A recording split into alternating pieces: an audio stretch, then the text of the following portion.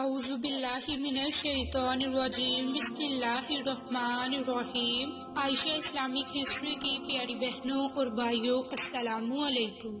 آج کی اس ویڈیو میں آپ کے ساتھ رمضان المبارک کے دوسرے عشرہ کی فضیلت اور دوسرے عشرہ مبارک کا خاص وظیفہ، خاص عمل شیئر کروں گی۔ میری اسلامی بہنوں اور بھائیوں، رمضان المبارک کے دوسرے عشرے کی آمد ہے اور اللہ تعالیٰ کے اپنے بندوں کے لیے نعمتوں اور انعامات کا شمار ممکن نہیں، لیکن ان نعمتوں میں رمضان المبارک کو ایک منفرد حیثیت حاصل ہے۔ حضور نبی کریم صلی اللہ علیہ وآلہ وسلم اس مہینے کا انتظار کرتے اور اس کا شوق سے استقبال کرتے۔ میری بہنوں، رمضان کا پہلا عشرہ رحمت تھا جو اختتام پذیر ہوا، اور دوسرا عشرہ یعنی کہ مغفرت کے عشرے کا آغاز ہو چکا ہے۔ رمضان المبارک اللہ کی رحمت، بخشش اور مغفرت کا مہینہ ہے۔ میری اسلامی بہنوں اور بھائیوں، وہ لوگ خوش قسمت ہیں جنہوں نے اس مبارک اور مقدس مہینے میں روزہ اور عبادت کے ذریعے اللہ تعالیٰ کو راضی کیا۔ یہ وہ مبارک مہینہ ہے کہ جس میں اللہ تعالیٰ نفل کا ثواب فرض کے برابر اور فرض کا ثواب 70 گنا بڑھا دیتے ہیں، کیونکہ روزہ ایک ایسی عبادت ہے کہ نبی پاک صلی اللہ علیہ وآلہ وسلم کے ارشاد کے مطابق زندگی کے ان تمام مراحل میں کارآمد ثابت ہوتا ہے۔ میری بہنوں، یہ دوسرا عشرہ عشرہ مغفرت کا ہے جو زندگی کے دوسرے مرحلے کے لیے کارآمد ہے۔ اس کی وجہ سے قبر میں راحت ملے گی۔ اور تیسرا عشرہ جہنم سے آزادی کا ہے جو زندگی کے تیسرے مرحلے میں کارآمد ہے۔ رمضان المبارک مغفرت کا وہ عظیم الشان مہینہ ہے کہ جو شخص اس کو پانے کے بعد بھی مغفرت سے محروم رہ گیا، وہ انتہائی بدقسمت اور بد نصیب ہے۔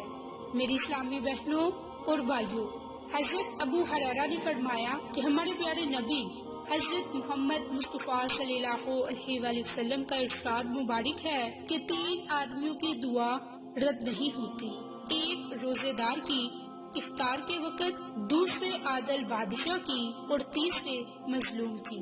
میری اسلامی بہنوں اور بھائیوں، بہت سی قومیں ایسی ہیں کہ اللہ تعالیٰ نے ان کے توبہ اور استغفار کرنے کی وجہ سے ان پر سے عذاب کو ٹال دیا۔ سورۃ یونس میں اللہ تعالیٰ نے حضرت یونس علیہ السلام کی قوم کا ذکر فرمایا۔ عذاب ان کے قریب آ چکا تھا اور انہوں نے اپنی آنکھوں سے عذاب دیکھ لیا تھا۔ اللہ تعالیٰ کی طرف سے توفیق ہوئی اور ساری قوم اپنے گھروں سے باہر نکل آئی اور اللہ تعالیٰ سے رو رو کر گر گڑا کر توبہ کی، تو اللہ تعالیٰ نے ان پر سے عذاب کو ہٹا دیا۔ تو میری اسلامی بہنوں اور بھائیوں، رمضان کو بھی رمضان اس لیے کہا جاتا ہے کہ یہ ہمارے گناہوں کو مٹا دیتا ہے، یہ ہمارے گناہوں کو جلا دیتا ہے۔ تو میری پیاری اسلامی بہنوں اور بھائیوں، اللہ تعالیٰ نے ہمیں یہ موقع دیا کہ رمضان المبارک میں ہم کثرت کے ساتھ توبہ کریں، اپنے رب سے بخشش طلب کریں، تاکہ ہم رمضان المبارک کی فیض و برکات حاصل کر سکیں اور اس دوسرے عشرہ مبارک میں کثرت کے ساتھ توبہ استغفار کریں، کیونکہ توبہ استغفار کرنے کی بہت زیادہ فضیلتیں، برکات ہیں۔ میری اسلامی بہنوں اور بھائیوں، حضرت عبادہ بن سمات بیان کرتے ہیں کہ جب رمضان آیا تو سرور کائنات حضرت محمد مصطفیٰ صلی اللہ علیہ وآلہ وسلم نے فرمایا، تمہارے پاس رمضان آ گیا، یہ برکت کا مہینہ ہے اور یہ اللہ تعالیٰ تم کو اس میں ڈانپ لیتا ہے، اس میں رحمت نازل ہوتی ہے اور گناہ جڑ جاتے ہیں اور اس میں دعائیں قبول ہوتی ہیں۔ اللہ تعالیٰ اس مہینے میں تمہاری رغبت کو دیکھتا ہے، تو تم اس مہینے میں نیک کام کرو، کیونکہ وہ شخص بدبخت ہے جو اس مہینے میں اللہ کی رحمت سے محروم ہو گیا۔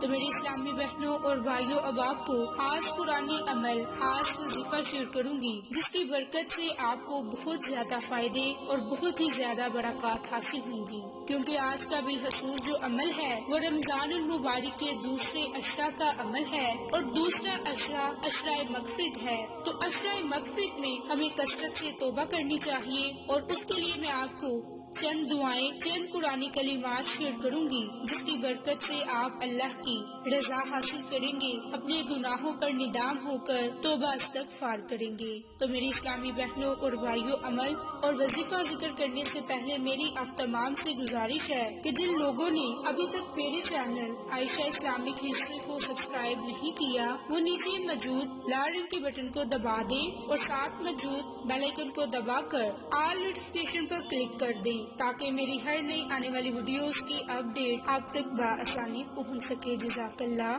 تو میری پیاری اسلامی بہنوں اور بھائیوں، اب آپ کو آج تسبیحات بتاؤں گی جو بالخصوص توبہ استغفار کرنے کے لیے ہے، جس کی برکت سے آپ اللہ کی ذات سے اپنے گناہوں پر ندام ہو کر توبہ کریں گے۔ تو پہلی تسبیح بسم اللہ الرحمن الرحیم، استغفر اللہ ربی و اتوب الیہ۔ دوسری تسبیح استغفر اللہ الذی لا الہ الا هو الحی القیوم و اتوب الیہ۔ تیسری تسبیح استغفر اللہ ربی من کل ذنب و اتوب الیہ۔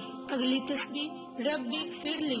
اور اگر آپ ان تمام تسبیحات کو نہ پڑھ سکیں تو آپ صرف استغفر اللہ، استغفر اللہ، استغفر اللہ یا پھر استغفار، استغفار، استغفار، آپ ان میں سے کوئی بھی تسبیح پڑھ سکتے ہیں کیونکہ یہ رمضان المبارک کے دوسرا عشرہ کا خاص عمل ہے اور آپ نے صرف اور صرف اس عشرے میں کثرت کے ساتھ توبہ استغفار کرنا ہے اور اللہ کی ذات سے اپنے گناہوں پر ندام ہو کر رو رو کر نہایت عاجزی سے، انکساری سے اپنے گناہوں کی توبہ کرنی ہے اور اللہ کی ذات سے خوب دعائیں کرنی ہے، کیونکہ یہ خاص طور پر خاص قرآنی عمل توبہ استغفار کے لیے ہے۔ تو رمضان المبارک میں احادیث کے مطابق ان کے 3 آدمیوں کی دعا کبھی رد نہیں ہوتی، ایک روزے دار کی افطار کے وقت، دوسرا عادل بادشاہ کی اور تیسرا مظلوم کی۔ تو میری بہنوں، اگر ہم ان میں سے کسی ایک وقت میں ان کے ایک آدمی کی طرح اللہ سے دعا مانگے